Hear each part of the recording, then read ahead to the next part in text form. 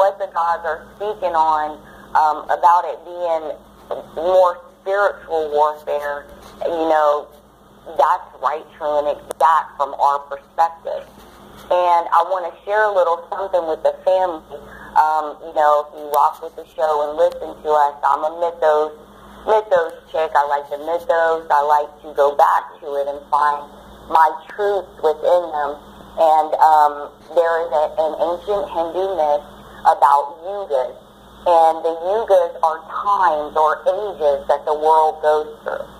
And according to the scriptures, we're in the time which is to be known as the Kali Yuga. And this is not to be confused with the goddess Kali.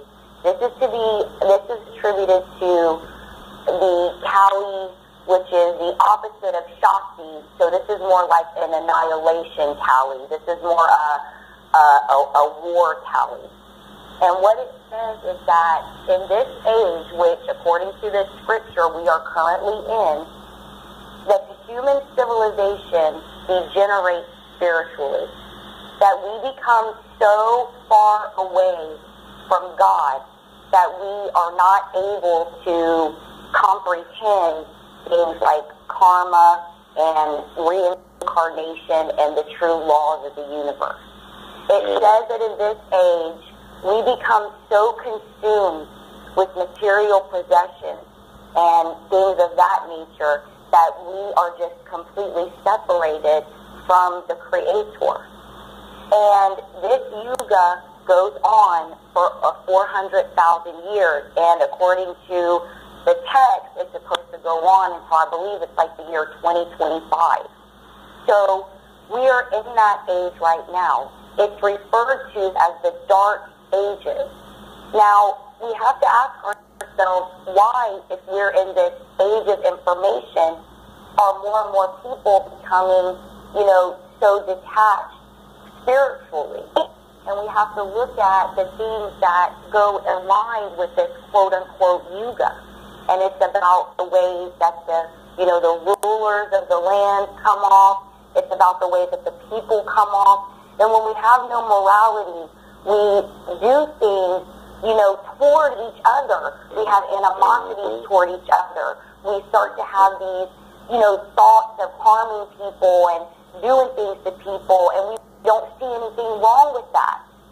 We start to view things that are not really socially acceptable, not only as acceptable, but the central requirement of life. We look at that, we see that in what's happening, with sex and, how everybody's getting on with everybody and there's no sacred thing about it anymore. And it just goes and goes and goes. There's no virtue. There's no flourishing. There's no drive for anything. And when we look at, because Juice brought up the collective unconscious, when we look at the things that are going on right now, that seems to be where we are. The Yuga talks about people who take vows and then break them soon after. Look at our divorce rate. It talks about people who become addicted to drugs and alcohol. It talks about gurus and teachers of spirituality being no longer respected, their lessons being no longer respected, and students that were once their pride, enjoyed students now turn against them and go against the teachings for their own material gain. And when we take a look at this mythos, we can see very much the energy of the planet is consumed in this Yuga. Now what happens at the end of this age is that the God, the Creator, the Supreme, in one of his many forms, which according to this legend, the most recent form we would know the Creator reincarnate as would be Buddha. But in the end of the Kali Yuga, what happens is the Creator comes back in one of his forms, and he rides a white horse through the world and just corrects everything that has gone wrong. But the problem with this correction is that lots of people are wiped out in the process. Now that's the legend of the Kali Yuga in the Hindu scriptures. You'll see some similarities with the pale horse and things like that in other religions. And mind you, this is thousands and thousands and thousands and thousands of years older. So if something like that, the mythos interests you, take a look at the Kali Yuga and see the symbology and the energy that is about us. And what the gods are saying is right, true, and exact, because the one way that we can get through this Yuga is to be more spiritual, to not lose our connection to the Creator, to make it as strong as possible so that when this Yuga ends, we get to ascend to the next world. Because at the end of this Yuga, it doesn't say that Vishnu comes back and he destroys the world and there's no more life. What it says is that he takes those that have ascended to the next world, to the following world, to the age after the Yuga, that golden age, which is to once again be. So I just wanted to share that with the family, and that's my sentiments on everything that's going on right now with Charles, with South Carolina, with Baltimore, with Ferguson, with everything that's going on right now.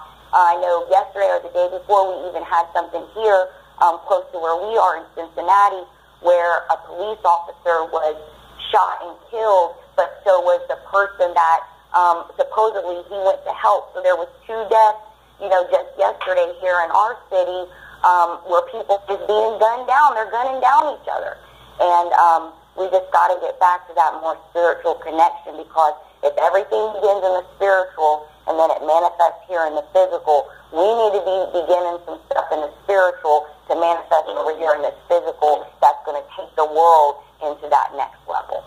So that's what I wanted to say. That's my perspective on it.